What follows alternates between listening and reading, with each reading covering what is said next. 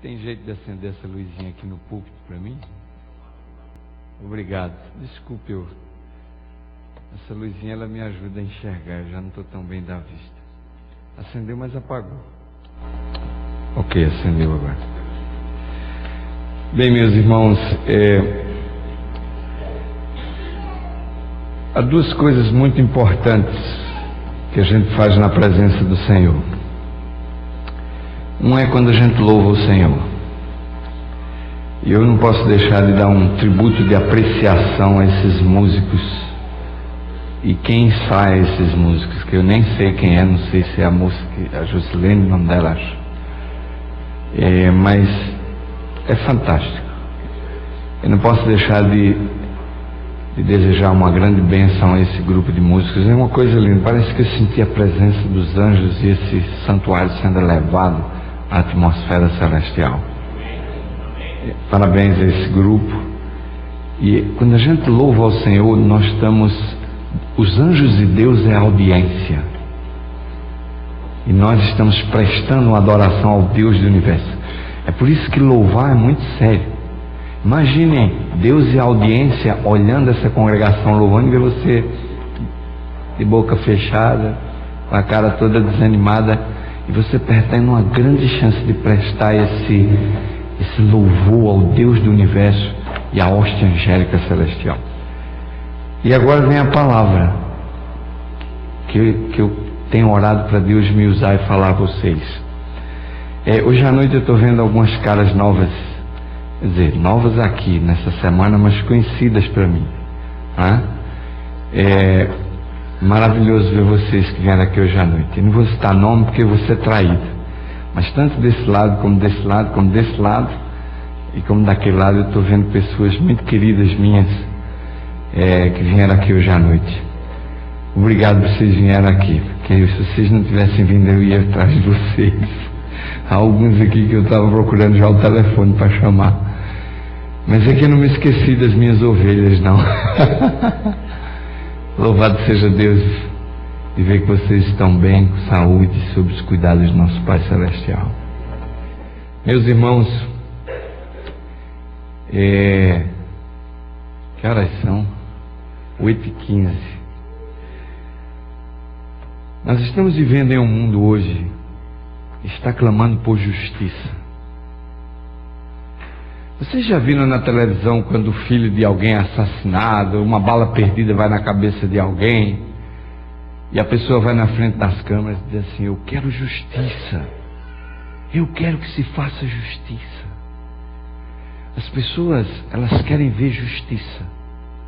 Quando nós olhamos para o mundo de hoje, há um clamor por justiça.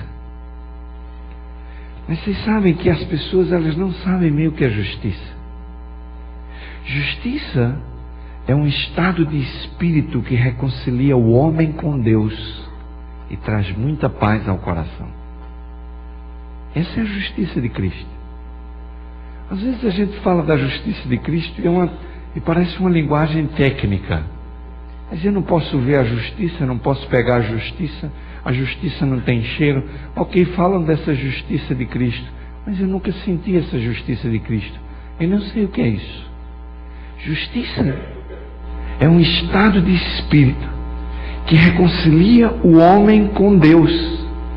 E quando esse estado de espírito reconcilia o homem com Deus, ele sente paz e se reconcilia com o próximo, se reconcilia com as pessoas ao redor dele. Se você está com o coração cheio de bronca, de raiva ou não gosta de ver a cara de alguém, significa que você não tem a justiça de Cristo. Se há algum irmão aqui que você não quer ver a cara dele ou não gosta dele, isso significa que você não tem a justiça de Cristo, porque a justiça de Cristo é um estado de espírito que reconcilia o homem com o seu Deus e traz muita paz ao coração e faz ele se reconciliar com as pessoas que estão ao seu redor. O pecado é o contrário dessa justiça. Ele cria uma separação entre o homem e Deus. Ele cria uma separação entre as pessoas. E o pecado, irmãos, é a pior da enfermidade, porque o pecado separa o homem de Deus. Nós estamos vivendo em um mundo onde as pessoas vivem atormentadas e com medo. Nós vivemos em um mundo onde as pessoas andam carregando um grande sentimento de culpa. E uma das coisas que mais me incomodam como ministro é de ver que as coisas que o povo lá de fora sentem estão invadindo o coração e a mente dos membros da nossa igreja também. As nossas igrejas estão cheias de membros cristãos, cheios do sentimento de culpa, cheios de pessoas que também têm os seus tormentos e os seus medos no coração. E vocês sabem que existem algumas ciências que quando eu era pequeno, acho que devia existir, mas eu não via falar. Psicologia, psicoterapia, psicanalista. Você já ouviu falar desse pessoal aí? Eu quando era pequeno, eu usava calça curta. Essa calça curta está na minha cabeça. É porque eu era obrigado a usar. Então não esqueço. Então quando eu era pequeno e usava calça curta, a nova geração não sabe o que é isso, né? Mas é terrível. Quando eu era pequeno e usava calça curta, eu não via muito falar sobre esse negócio de depressão, e de psicologia, e psicoterapia, e psicanalista, esse negócio todo. Mas vocês já perceberam que as pessoas do mundo de hoje, elas vivem no psicanalista. Se vocês forem atrás de um psicólogo aí para book um horário, você tem que esperar alguns dias, e cada dia aparece mais psicólogo, psicanalista para explicar o comportamento humano, e as pessoas pagam uma boa nota, eu não sei quanto é aqui, mas não deve ser menos de $50 não, para você entrar no consultório desse pessoal, sentar num sofá confortável, e ele faz umas perguntas e você começa a soltar para fora. Porque a minha mulher, porque o meu pastor, porque a minha igreja, porque o meu trabalho, porque o meu chefe. E o psicólogo vai vindo, psicanalista. Chega uma hora que você botou tudo para fora, paga a consulta e vai embora. Aliás, paga a consulta antes de falar. Pois vai embora. Aí passa um mês, 2, 3, e a vida vai lhe bombardeando, vai lhe bombardeando, vai lhe bombardeando, e chega uma hora que você já não aguenta mais, e liga para o psicanalista, e marca outro horário, e pá, outra consulta, e vai lá de novo botar tudo para fora. E os pobres têm a fila do confessionário, porque não tem dinheiro para pagar psicanalista, nem para pagar psicólogo, e eles vão para a fila do confessionário, e solta tudo para o padre, e leva um bocado de Ave Maria para casa, para rezar o texto, e são justificados. Meus queridos, nós estamos vivendo em um mundo onde as pessoas querem justificação, mas Satanás criou um modelo alternativo de justificação, daquele que Deus estabeleceu para o homem ser justificado e redimido, e ter muita paz na alma, e ter muita alegria no coração. E eu digo a vocês, há 2 métodos de justificação. O primeiro é o esforço do homem para alcançar o favor e ser bom, não é? Então você faz as coisas para mostrar que é bom. Você vai fazendo tudo para mostrar que você é um bom cidadão. E se alguém diz assim, você não presta, você abre a carteira, tira o papelzinho, mostra a lista das suas boas obras ao sujeito e diz, olha aqui, eu dou comida para esse, sustento aquele, faço aquele, ajudei aquele, fiz aquele. Eu sou uma pessoa boa. Esse é um tipo de justificação. A pessoa tenta dizer para ela mesma que ela está sendo justificada pelo comportamento dela, que ela é uma boa pessoa. Agora, existe um outro tipo de justificação, é o segundo método. É em você reconhecer que você é incapaz de ser bom. É você reconhecer que você é incapaz de alcançar essa justiça. E você então aceita os méritos de Cristo, e Cristo alcança essa justiça por você. E às vezes eu vou dizer uma coisa para vocês, isso parece um pouco complicado. Porque você vai dizer assim, mas como é que eu posso botar Cristo dentro de mim? Cristo já está dentro de mim. Meus queridos, dizer como Paulo disse, que Cristo vive em mim, não é uma teoria. Isso envolve uma renúncia, por isso que Paulo até chama, essa renúncia ela é tão grande, que Paulo chama ela de crucifixão. Ele diz assim, eu estou crucificado com Cristo. E vocês acham que crucifixão dói ou não dói? Sangra ou não sangra? meus amigos. Meus queridos jovens, eu vou dizer uma coisa a vocês: renunciar à sua vida jovem e permitir que Cristo entre na sua vida e comece a usar você como jovem adventista poderosamente, não é uma coisa muito fácil. Mas se você permitir essa justiça de Cristo entrar no seu coração, você vai se tornar um jovem de Deus. E isso vai fazer uma grande diferença na sua vida. O próprio Paulo falou isso, e eu queria que vocês abrissem a Bíblia comigo agora em Romanos, no capítulo 5 e no versículo 1. Nós encontramos o apóstolo São Paulo falando sobre isso. Livro de Romanos, no capítulo 5 e no versículo 1, São Paulo fala dessa reconciliação. Ele fala dessa justificação que há entre o homem e Deus. Ele fala dessa paz que o cristão devia sentir e que muitas vezes, irmãos, nós não sentimos. Romanos, capítulo 5 e o versículo 1, a Bíblia diz assim: sendo, pois, justificados pela fé, nós temos paz com Deus por meio do nosso Senhor Jesus, o quê? Jesus Cristo. Meus queridos, nós somos justificados pela fé e não pelas obras. Nós somos justificados pela fé. E Paulo diz assim, que quando a gente é justificado pela fé, a gente tem paz mediante a ação de Jesus Cristo em nosso coração. Ninguém pode comprar o céu com boas obras. Ninguém. Boas obras é o resultado da nossa entrega, conversão, transformação e justificação, e não o meio para alcançar isso.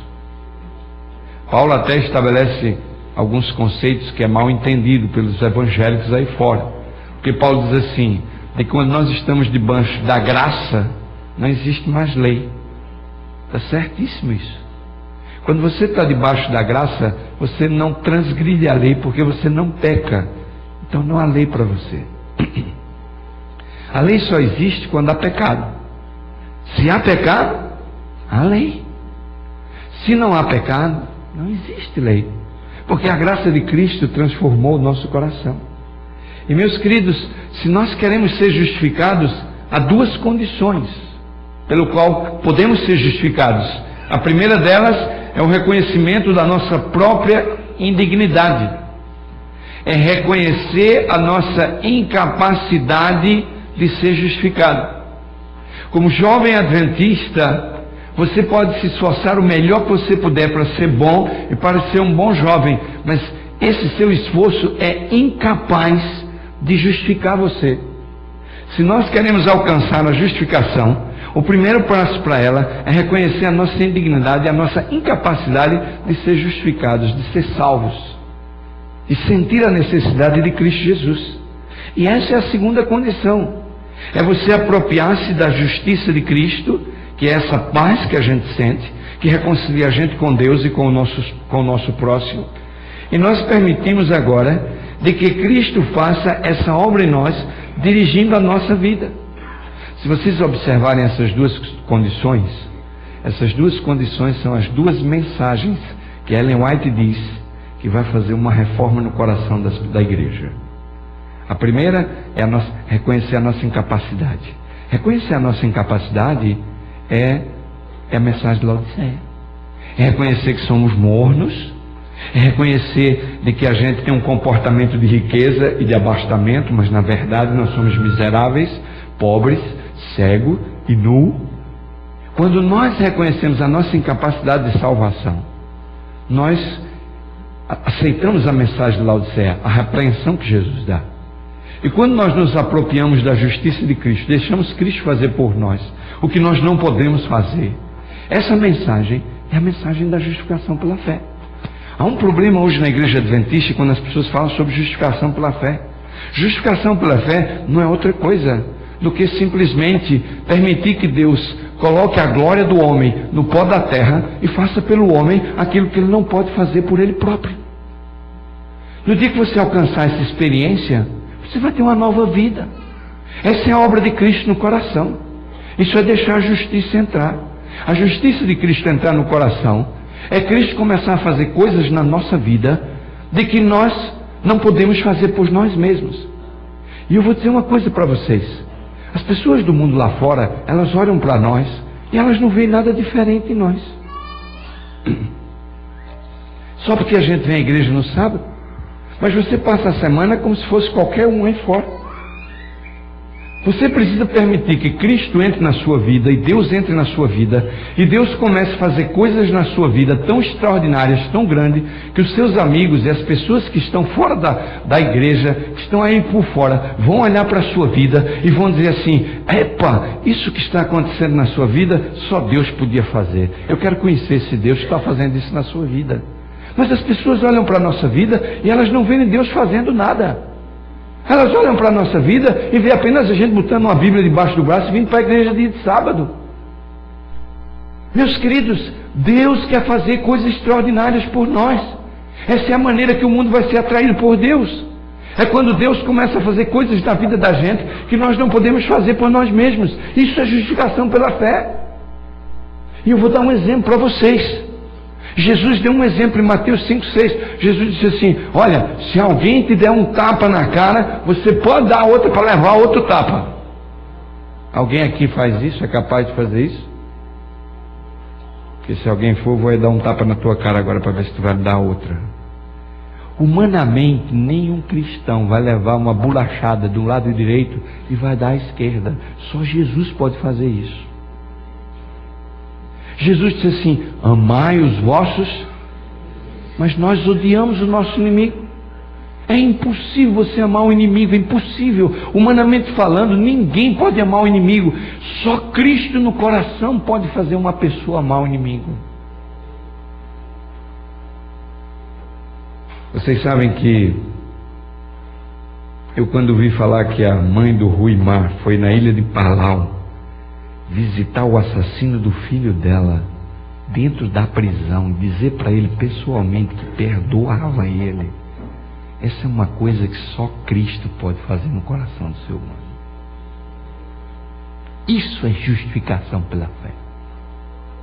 É Cristo fazer por mim uma coisa que eu sou incapaz de fazer. Por isso Jesus disse assim: orai pelos que vos perseguem. Quem em sã consciência pode orar por aquele que nos persegue? Só Cristo no coração pode fazer uma coisa dessa. E Jesus tinha um discurso que era dramático, porque o judeu tinha um ódio terrível do romano, e havia uma lei romana que dizia assim: se o romano, eu vou botar numa linguagem moderna para a gente entender, se o romano for carregando a sua mala e passar um judeu, ele pode chamar o judeu e mandar o judeu carregar a mala dele por 1 milha. A lei dizia isso. E o coitado do judeu pegava a milha e ia contando os passos: 1, 2, 3, 4, 5. Quando dava a quantidade de passos, e ele ia xingando o romano: esse miserável, desgraçado, um dia Deus vai me livrar desse miserável. E ele ia carregando, mas na cabeça dele ele ia xingando o romano até a morte. Quando dava a contagem dos passos, o judeu largava a mala e vazava. E o romano começava a procurar outro judeu para carregar outra milha. Aí me aparece Jesus agora dizendo assim: se um romano vier e mandar tu carregar a mala dele 1 milha, carrega 2. O judeu disse: vamos crucificar esse Cristo, esse judeu, esse não é o Messias. Vamos crucificar esse danado aí que está falando que a gente tem que carregar a mala 2 milhas. Só podia carregar a mala do romano 2 milhas aquele que permitisse que Jesus entrasse na vida dele e fizesse a obra que ele por ele mesmo não pode fazer. Irmãos, isso é justificação pela fé. É permitir que Cristo comece a fazer coisas na nossa vida que nós não podemos fazer. Mas a única maneira da gente botar Cristo na nossa vida é a gente conhecê-lo, é a gente estudar os evangelhos, é a gente estudar o desejar de todas as nações todo dia, é a gente buscar o estudo da palavra, é a gente manter comunhão e oração. Tem que haver tempo com Deus para você conhecer a Deus, para você conhecer a Cristo, para que Deus comece a fazer coisas grandiosas na sua vida, coisas que as pessoas vão olhar para você e vão dizer assim: isso só Deus podia fazer. Por favor, me fale desse Deus que está fazendo isso na sua vida. Eu quero conhecer esse Deus. Eu quero ler para vocês agora um texto do Espírito de Profecia que diz assim: é imputada a justiça pela qual nós somos justificados. Aquela pela qual somos santificados é a comunicada.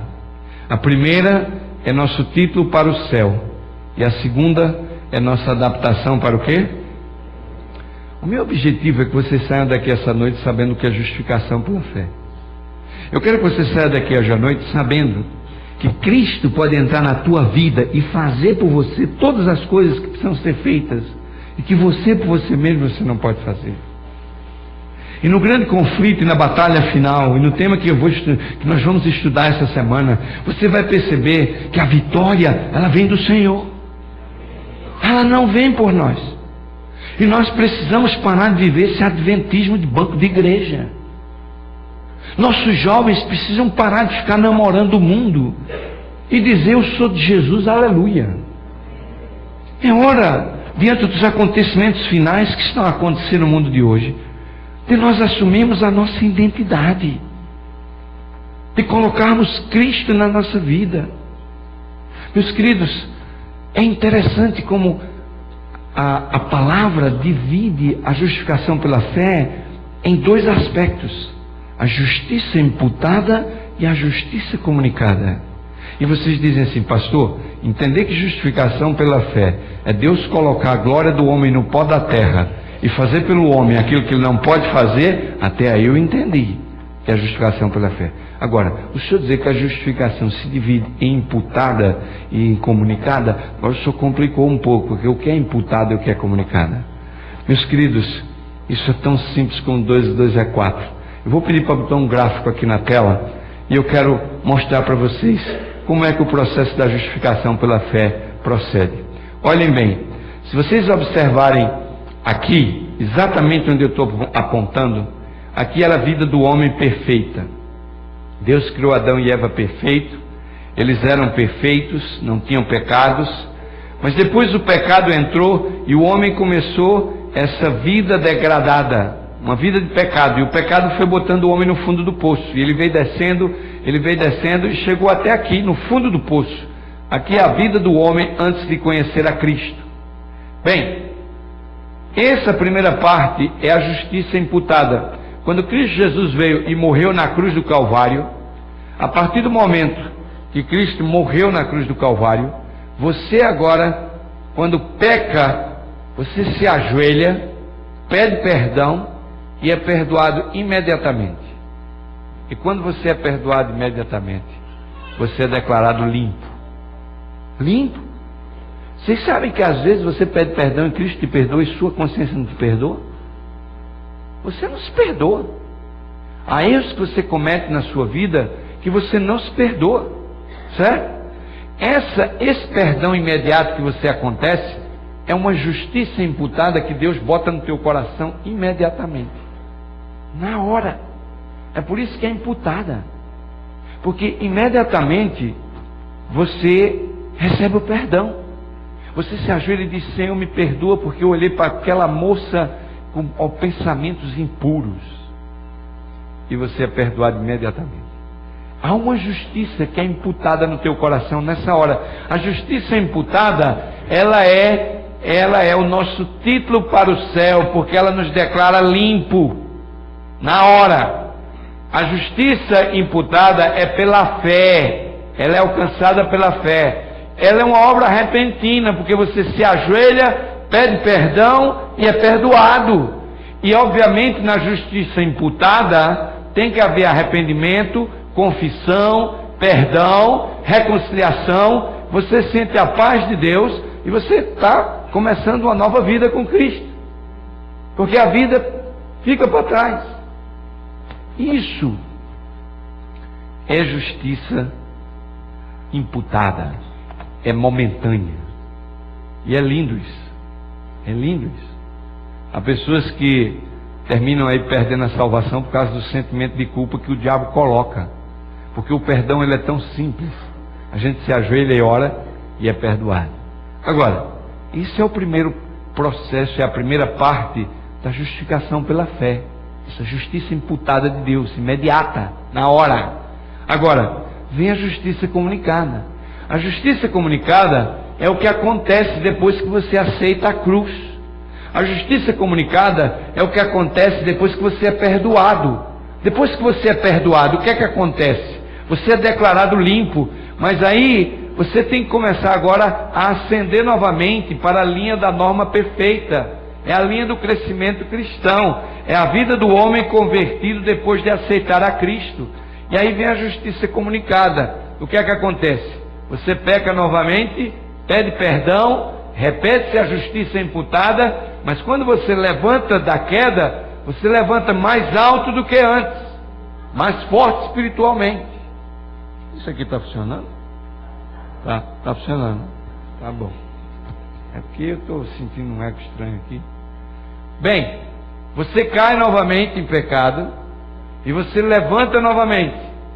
Cai novamente, levanta novamente. Mas cada vez que você cai e usa a justiça imputada pedindo perdão, você se levanta mais forte espiritualmente para resistir o pecado.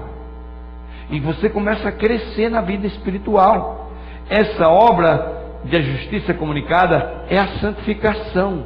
Essa obra é a nossa idoneidade para o céu, é a adaptação do nosso caráter para morar no céu. Você começa a adaptar o seu caráter para morar na vida eterna. E esse caráter, ele é adaptado por esse crescimento cristão da justiça de Deus comunicada na sua vida, lhe dando poder para você vencer o pecado. Mas se você cai no pecado, enquanto está crescendo nessa santificação, se você cai no pecado, a justiça imputada se repete, porque você pede perdão e Deus lhe perdoa, mas você se levanta mais forte, mais poderoso para resistir o pecado e começa a crescer espiritualmente. É por isso que a justiça comunicada é feita pela fé. A justiça comunicada é uma obra progressiva. A justiça comunicada abrange a vida toda, mas ela vai transformando. Eu vou dar um exemplo para vocês. Por exemplo, nós somos membros da mesma igreja e você aceita Cristo no coração e começa uma nova vida com Cristo. Mas a gente vive junto 5, 6, 7 anos e a gente continua olhando para a pessoa e ela é a mesma pessoa. É como se você, na vida cristã, alcançou o seu limite e aí você não cresce mais. Você fica parado ali. Você não consegue produzir mais nada. E interessante, sabe o que é? É que às vezes a gente chega aqui e fica nessa linha reta. Aí cai e volta para o mesmo lugar. Cai, volta para o mesmo lugar. Cai, volta para o mesmo lugar. E acha que isso é santificação. E acha que isso é a justiça comunicada. Não é. Quando você cai, você tem que levantar mais forte do que quando caiu. Você tem que se levantar com a experiência do pecado e da tragédia que ele causou na tua vida. E você tem que se levantar mais forte. A justiça imputada e a justiça comunicada, elas andam de mão junta, fortalecendo a fé do cristão, fazendo ele crescer, fazendo ele ficar forte, fazendo ele derrotar Satanás. Satanás tem uma legião de anjos maus em cima de você. Se você não se fortalece do poder de Cristo, você não derrota Satanás. Eu vou dar um exemplo. Um exemplo assim bem prático. Por exemplo, vamos falar aqui do cinema. Alguém disse amém aí, mas eu não sei se vai dizer daqui a pouco. Bem, é o seguinte. Eu cresci na igreja adventista. E olha, jovens, vocês que são jovens, estão na igreja adventista, é um grande privilégio para vocês. Um grande privilégio. Vocês não têm nem ideia a bênção que é ser jovem adventista. Às vezes vocês não dão o devido valor a isso. Mas eu vou dizer uma coisa para vocês. Quando eu cresci, era pecado ir para o cinema. A igreja dizia, quem for para o cinema é eliminado e disciplinado. Ok? Eu cresci a minha juventude toda sem entender porque o cinema era pecado. Porque uma pessoa dizia assim, não, mas é por causa do filme. Outro dizia, por causa do tamanho da tela. O outro dizia assim, aí veio o advento do videocassete e eu assisti em casa o filme tudinho que eu não ia ver no cinema. Certo? E os jovens também. Aí, Outro dizia, mas vai para a roda dos escarnecedores. Mas quando pega o ônibus para ir para o trabalho, o metrô em São Paulo, também está na roda dos escarnecedores. Bem, eu vou contar uma história minha do cinema, mas antes eu vou dizer para vocês que o cinema é pecado. Eu já disse para os jovens ali dentro que é pecado, em particular para eles, agora eu vou dizer para todo mundo, porque os pais precisam saber que é pecado. Não é só os jovens, não. E há uma grande explicação porque o cinema é pecado, e ai daquele que está pagando para ir no cinema, porque o dia do juízo vai vir e ele vai acertar as contas com Deus. Cada vez, olha, se você souber de uma pessoa que blasfema contra o teu pai, você frequenta a casa dessa pessoa? Você não pisa lá. Agora, o cinema não é o filme, o cinema é a casa de espetáculo. A casa de espetáculo é o cinema. Se você perguntar o que é o cinema, o cara não vai dizer, é o que passa na tela. O que passa na tela é o quê? Essa é outra história. A gente pode falar do filme uma outra hora. Mas o cinema é pecado. Ir ao prédio do cinema é pecado.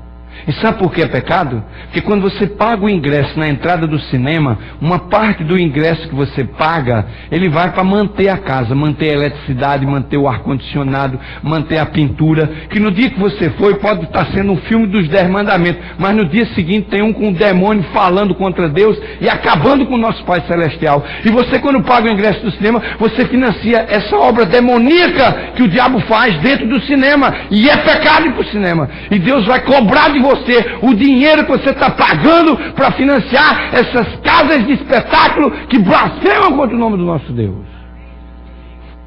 Eu dou graças a Deus porque agora eu descobri que o cinema é pecado. E como ministro posso vir aqui e dizer aos pais e aos jovens, é pecado.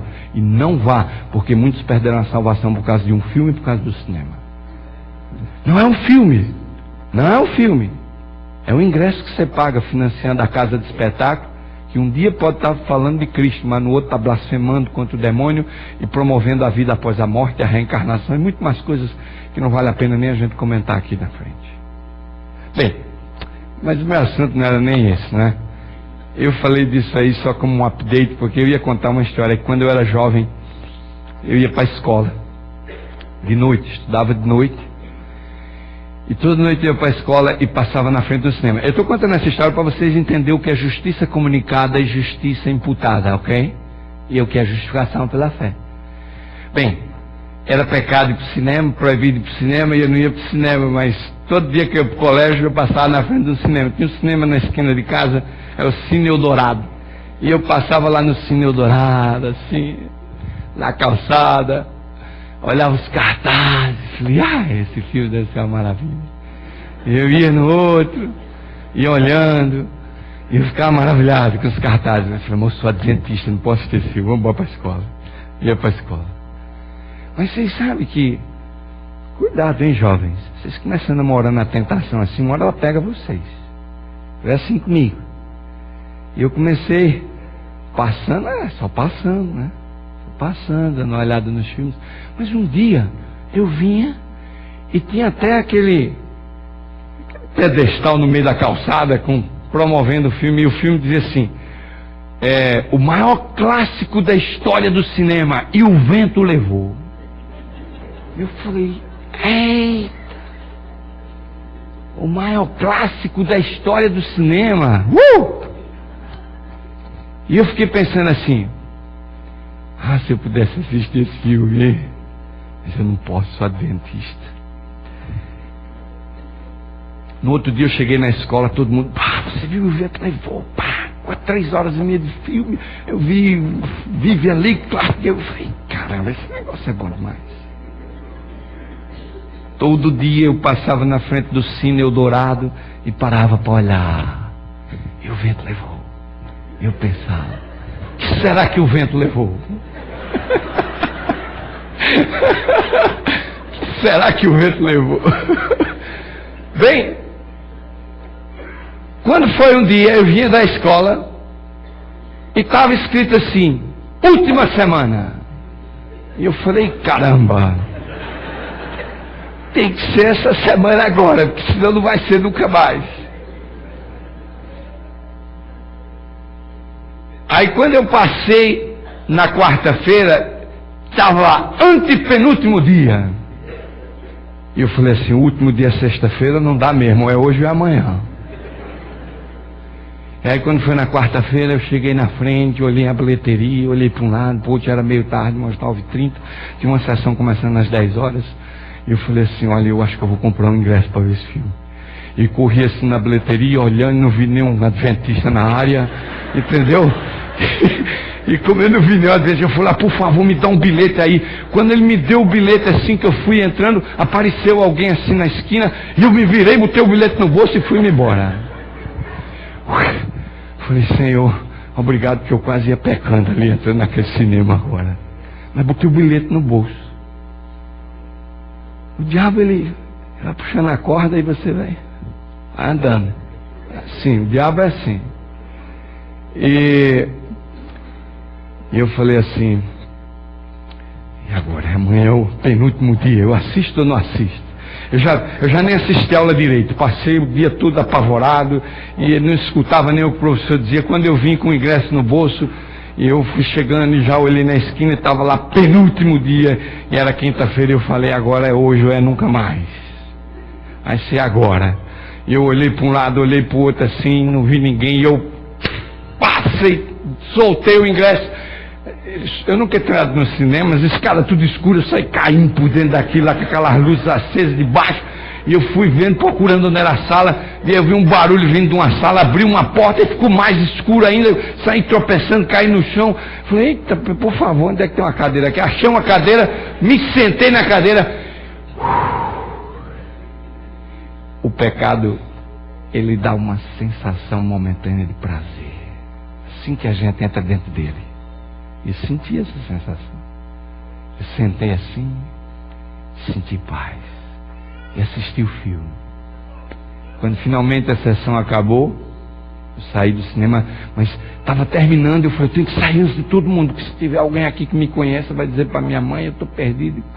Então eu vazei pelas escadas, saí rápido, cheguei na porta, olhei, não vi, estava me dizendo, já é de madrugada, e eu vazei para casa.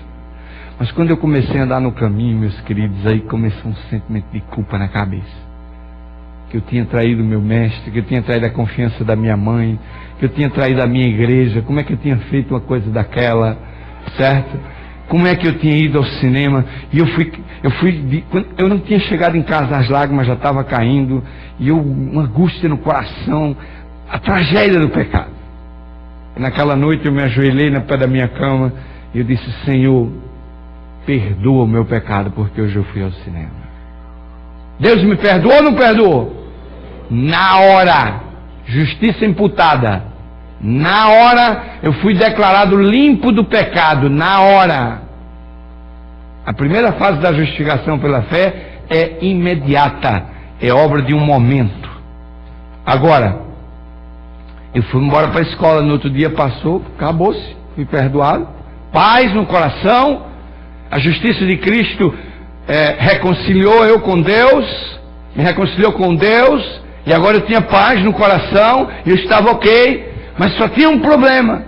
Alguns meses depois, uma noite eu vinha da escola, e tinha um outro negócio daquele bem grande na frente do cinema, e dizia assim, Beiú, o maior épico religioso da história do cinema.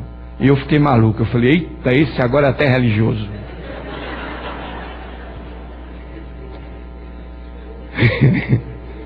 Eu falei, o outro não era religioso, esse é épico religioso, esse deve dar para assistir.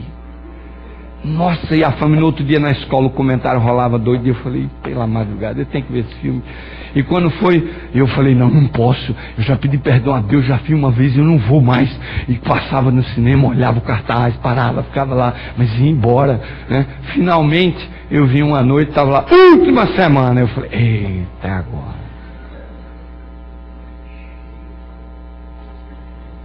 O que é que vocês acham? Eu entrei para assistir o segundo ou não?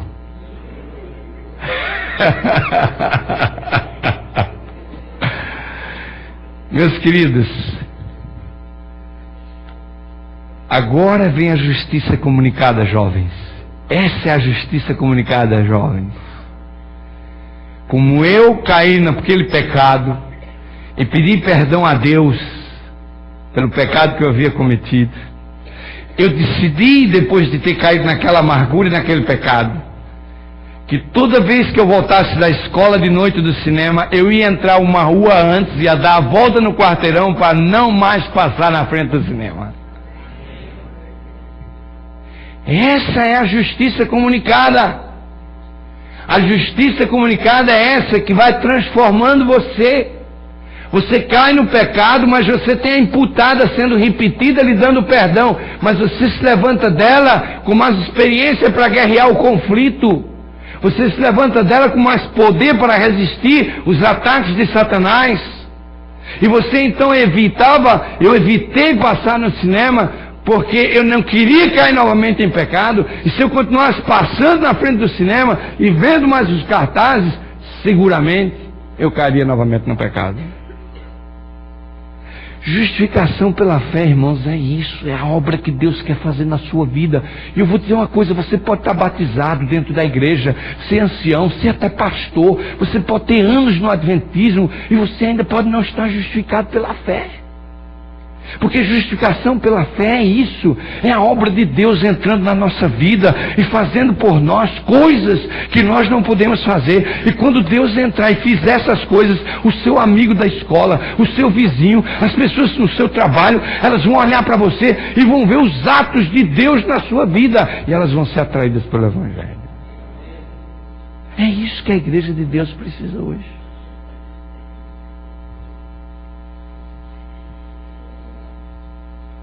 Eu quero ler alguns textos do Espírito de Profecia para vocês agora. O primeiro diz assim: mais elevado do que o sumo pensamento humano pode atingir é o ideal de Deus para com seus filhos. A santidade, ou seja, a semelhança com Deus, é o alvo a ser. Meu querido jovem, você já parou para pensar que Deus tem um ideal para atingir na sua vida? Não é maravilhoso a gente saber que Deus olha para nós e tem um ideal para atingir na nossa vida? Deus está ansioso para fazer uma obra na vida dos jovens da nossa igreja. Deus está ansioso para fazer uma obra na vida de cada membro da igreja. Uma obra que Ele só pode realizar se nós deixarmos. Uma obra que Ele só pode realizar se nós nos entregarmos. E nós resistimos. Continuamos com a nossa justiça própria, que é trapo de imundície, diz o profeta. Continuamos com o nosso ego lá em cima. Continuamos dentro da igreja e vindo aos bancos da igreja, querendo conquistar um espaço pela força. Querendo fazer as coisas para aparecer. Querendo glórias para si. E deixamos de receber esse poder incrível que Deus quer operar na nossa vida, que vai fazer por nós aquilo que nós não podemos fazer por nós mesmos. É por isso que a mensagem de Laodiceia diz que os adventistas estão nus, porque a nudez da igreja adventista é o mau testemunho dos crentes que saem da igreja e vão transgredir o sábado aí do lado no restaurante.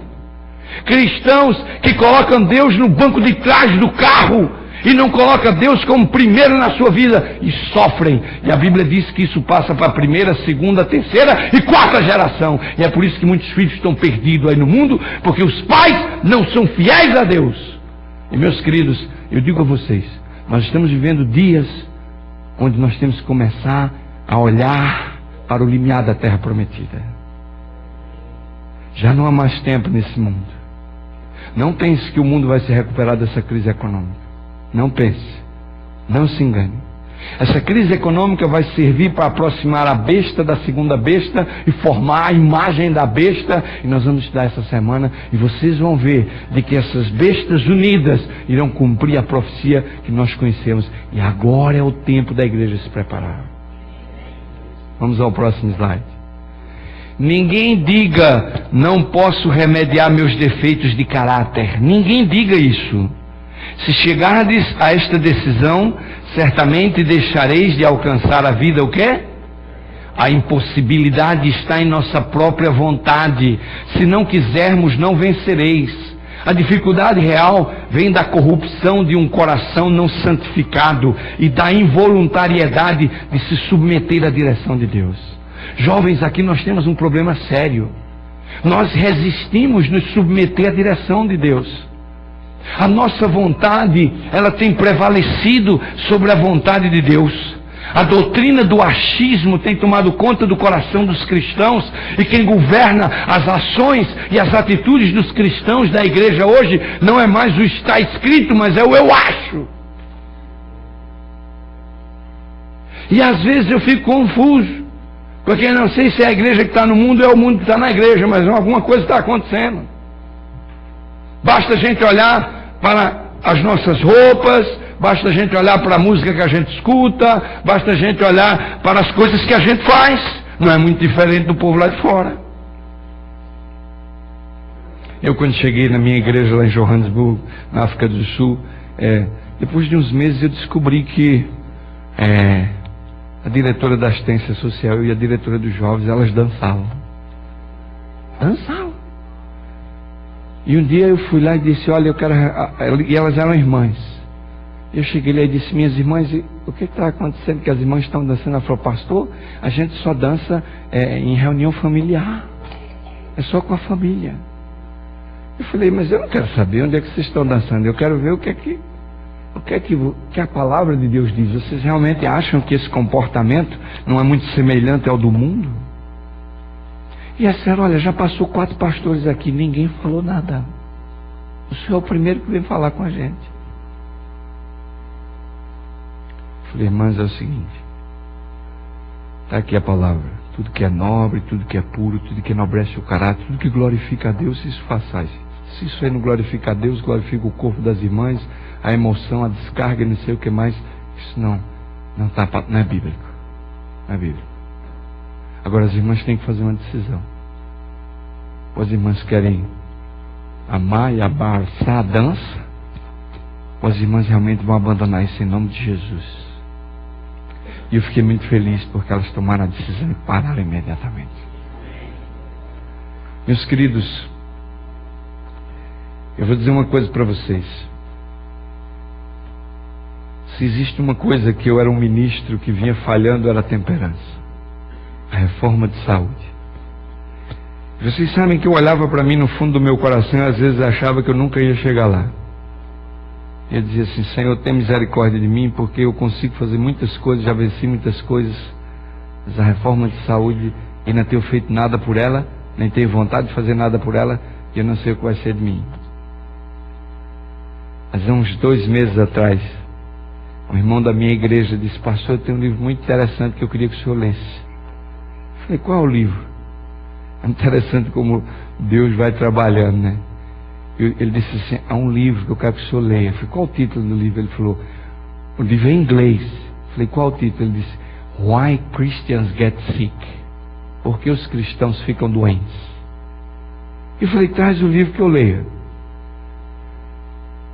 Meus queridos, esse livro causou um terremoto na minha vida. Eu comprei e estou levando para a África do Sul agora, de volta um meu. Quem quiser, por favor, compre. Lê esse livro. O autor diz assim, por que é que os cristãos estão morrendo de câncer? Por que é que os cristãos estão morrendo das mesmas doenças que o mundano morre? Se Deus deixou uma mensagem de saúde para a igreja. É simples. Nosso estilo de vida é igual ao do povo do mundo. E eu concordo. E não só é na saúde, não. Olhem às vezes a roupa das nossas irmãs e às vezes dos nossos irmãos também. Como é que eles vêm para a igreja? Não tem muita diferença do que eu vejo lá fora. Nós não queremos ser diferentes. Nós somos iguais lá de fora e as pessoas olham para nós e não vê nada diferente. Nós comemos a mesma coisa do povo lá de fora, nós ouvimos a mesma música que o povo lá de fora, nós fazemos todas as coisas que o povo lá de fora faz. A gente só não bebe bebida alcoólica, não fuma e vem para a igreja dia de sábado e achamos que essa é a cartilha da salvação. Sorry, está perdido dentro da igreja. Meus queridos, há uma obra de justificação que tem que ser feita.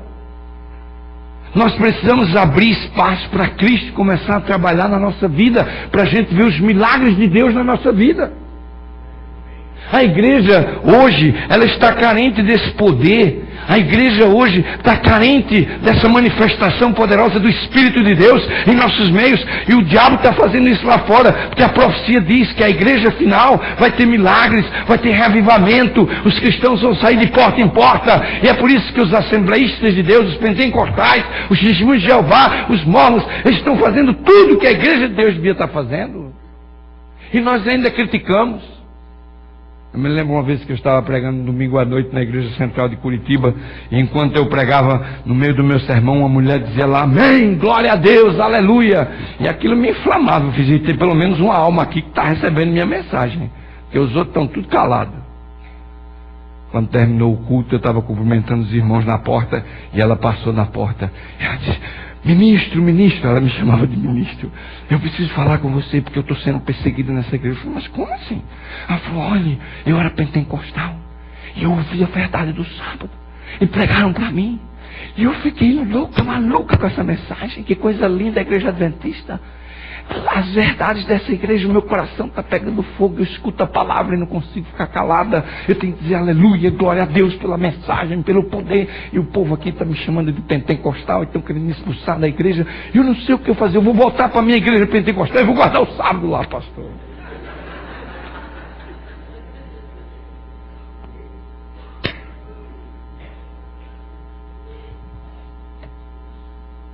Paulo saudava as igrejas com a paz do Senhor.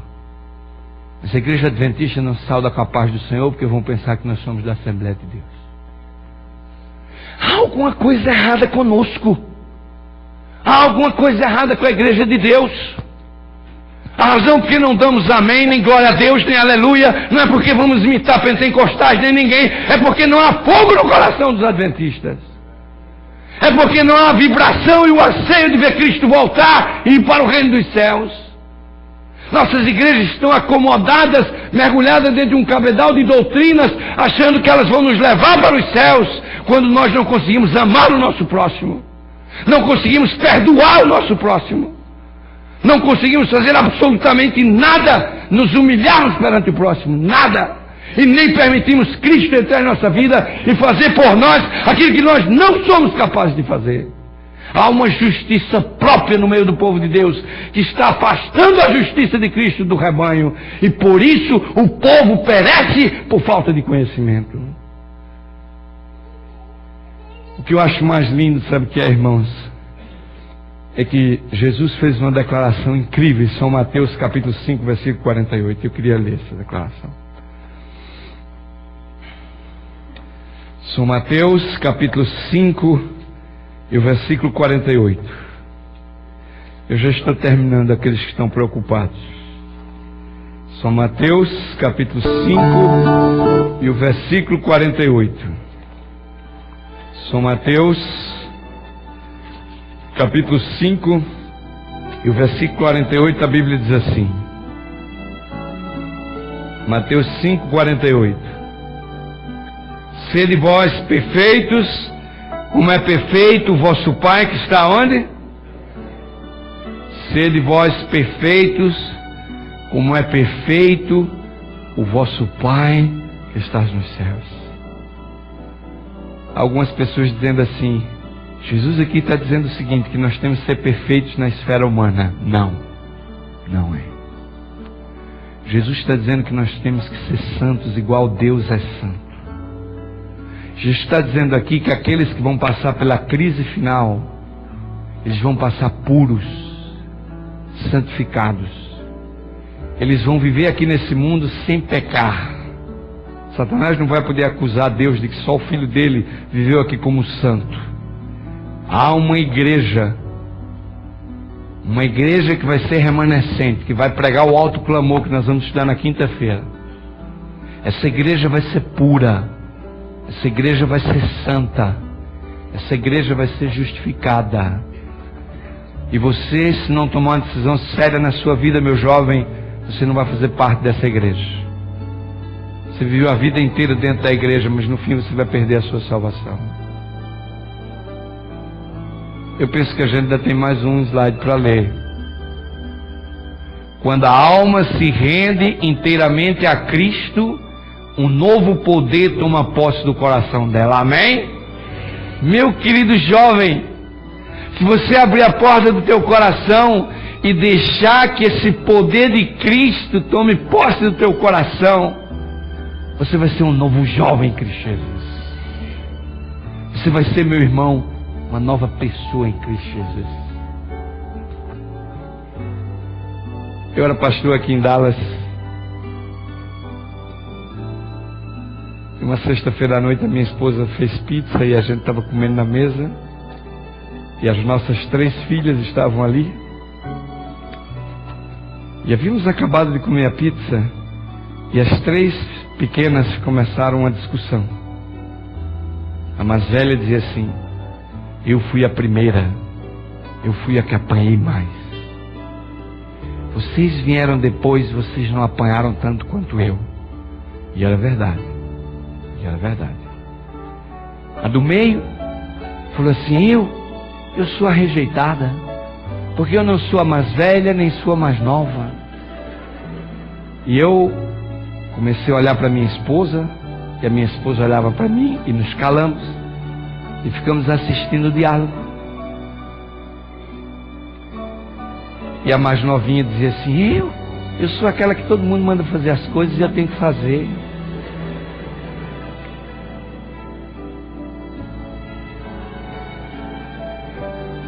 A conversa foi esquentando. A conversa foi esquentando. Ela para lá, vinha para cá, do meio defendia, a mais velha atacava. Eu olhava para Léa, Léa olhava para mim. Quero ver o fim desse fio. Uma hora a mais velha alterou a voz, aumentou a voz com autoridade, olhou para as outras 2 e disse: vocês são 2 de sorte, porque vocês pegaram o Derry depois que ele conheceu a Cristo, e eu peguei antes.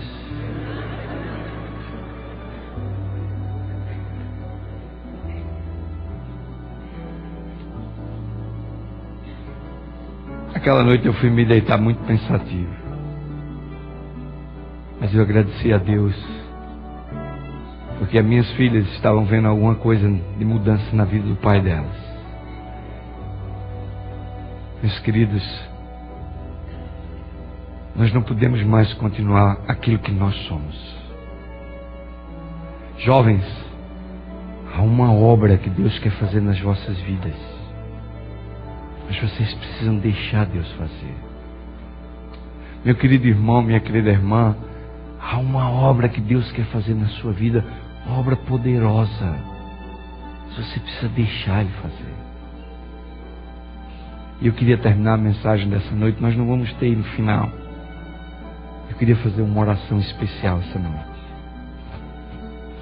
Eu queria fazer uma oração especial essa noite pelos nossos jovens, pelos irmãos, pelos aqueles que essa noite querem chegar diante do altar de Deus e querem dizer assim: Senhor, eu quero fazer uma mudança na minha vida essa noite. Eu não posso mais continuar sendo o que eu sou. Eu não quero fazer um apelo para a igreja toda, não. Eu nem quero a igreja toda aqui na frente, porque eu estou cheio de hipocrisia. Eu quero falar ao coração daqueles que são sinceros, íntegros, que essa noite estão sentindo que não podem mais continuar vivendo da maneira que estavam vivendo. E essa noite eles querem receber uma oração especial para receber o poder para fazer uma mudança na sua vida. É por essas pessoas que eu quero orar essa noite. E o meu chamado, ele é ousado. O meu chamado, ele é audacioso, sim. Porque eu sei que Satanás está trabalhando nesse auditório aqui. E eu sei que ele vai trabalhar com você poderosamente essa semana. Mas eu creio no poder de Deus. Eu tenho visto o poder de Deus me dando perdão na minha vida. Eu tenho visto o poder de Deus transformando a minha vida. E eu louvo a Deus por isso. Não pense que eu sou melhor que ninguém. Não pensem nisso. Há uma caminhada tão longa para eu caminhar, que se não fosse a cruz, talvez eu desanimasse. Mas se há aqui nessa noite algum jovem que gostaria de tomar uma decisão hoje, fazer uma mudança na sua vida, eu queria que você se levantasse, viesse aqui à frente e se ajoelhasse aqui na plataforma. Pode ser que Satanás diga para você assim: não faça, não levante, não vá.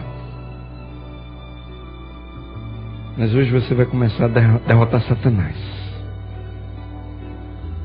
Hoje você vai começar a derrotar as hostes do inimigo. Hoje você vai abrir a porta do seu coração e você vai dizer assim: Senhor Deus, eu quero que Cristo faça por mim aquilo que eu não posso fazer para resistir ao pecado. Eu quero resistir a Satanás. Eu quero começar uma nova vida. Eu quero sentir o poder e a graça de Cristo no meu coração. Eu quero sentir esse poder que vai fazer de mim um novo homem, uma nova mulher, um novo jovem, uma nova jovem. Se você não puder honrar esse compromisso com Deus essa noite, não venha, porque senão a maldição do Senhor vai cair sobre você. Mas se você quer realmente começar uma nova vida com Cristo, eu queria que você viesse ao altar de Deus essa noite. Porque eu sei que Ele tem poder para trocar a sua vida. Ele tem poder para transformar você. E eu queria pedir que a congregação se ajoelhasse. Eu vou fazer uma oração terminando o culto dessa noite. E eu queria que vocês saíssem do santuário ao som dessa música que nós estamos ouvindo, em oração e reflexão, pedindo a Deus que ajude a vocês a vencer o poder das trevas e a serem de Cristo Jesus. Oremos. Querido Deus, maravilhoso Pai que estás nos céus, nessa noite eu estou estendendo as minhas mãos como ministro do Evangelho sobre o teu povo aqui em Dallas. Senhor, Tu sabes a luta desses irmãos no dia a dia das suas vidas. Nós sabemos que a vida imigrante tem sido difícil. Os nossos jovens têm se submetido a grandes tentações. Mas nesta noite, Senhor, eu quero colocar a juventude da igreja de Dallas nas mãos de Deus. Eu quero que as pessoas dessa cidade olhem para os nossos jovens e vejam os jovens de Deus. Eu quero que os nossos amigos, familiares, pessoas do trabalho, conhecidos nossos dessa cidade, olhem para os membros dessa igreja e vejam nele as ovelhas de Deus. Senhor, nós precisamos receber essa justiça imputada que Tu ofereces. Ó glória, Senhor. Aleluia por essa justiça. Senhor, nós queremos forças para caminhar nessa justiça comunicada da santificação. Nesse crescimento espiritual que cada dia vai adaptando o nosso caráter para morar na eternidade. Senhor, olha por essa igreja. Olha pelo ministro dessa igreja. Olha pelo ministro da igreja do Lighthouse. Olha para os membros que também estão aqui. Senhor, olha pelo Teu povo nessa cidade. Senhor, não nos deixes desanimar. Não deixes que as coisas deste mundo contaminem a nossa alma com as coisas do pecado. Mas, Senhor, santifica a nossa vida nessa verdade da esperança da Tua volta. Senhor, em Tuas mãos agora eu entrego esses filhinhos e os faço, porque eu sei que um dia o Teu Filho morreu por nós. Que Cristo entre na vida deles e que eles sejam transformados em nome de Jesus. Que o Senhor vos abençoe e vos guarde. Que o Senhor faça resplandecer o seu rosto sobre ti e tenha misericórdia de ti. Que o Senhor sobre ti levante o seu rosto e te dê a paz. Amém, Senhor. Amém.